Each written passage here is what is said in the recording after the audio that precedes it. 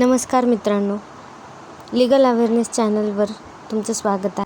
मी तुम्हाला civil procedure code, सिव्हिलची सगळी माहिती मी तुम्हाला देणार आहे, तर नक्की बघा. चला तर मग सुरू करूया. सगळ्यात आधी आपण इंट्रोडक्शन बघूयात.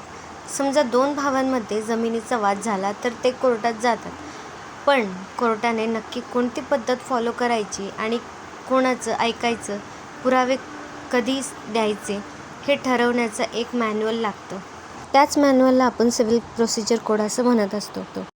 1859ला भारताचा पहिला दिवाणी कायदा बनला, पण तो अपूर्ण होता. 1877 आणि 1882 मध्ये ह्यात सुधारणा करण्यात आल्या, तरीही तो कडक आणि रिजिड होता. अखेर 21 मार्च 1908ला सध्याचा सिव्हिल प्रोसिजर कोड मंजूर झाला आणि 1 जानेवारी 1909 पासून तो पूर्ण भारतात लागू झाला. तेव्हापासून आजपर्यंत हा सिव्हिल प्रोसिजर कोड कायद्यात वापरला जातो. CPC मध्ये सेक्शन्स आणि ऑर्डर्स असे का विभागले आहेत हे आपण पाहूयात. सेक्शन्स हे मूलभूत अधिकार देतात.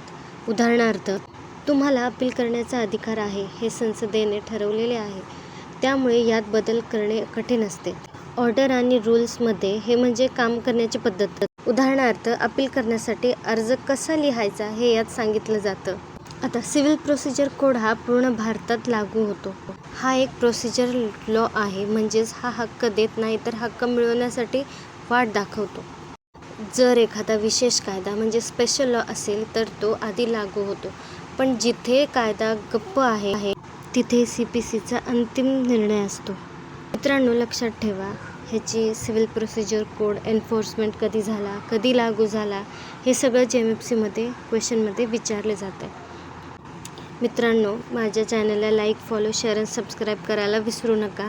आणि तुमच्या लॉच्या मित्रांना जे JMFC तयारी करतात ते त्यांना चॅनल शेअर कर. शिवाय हे पण लक्षात घ्या की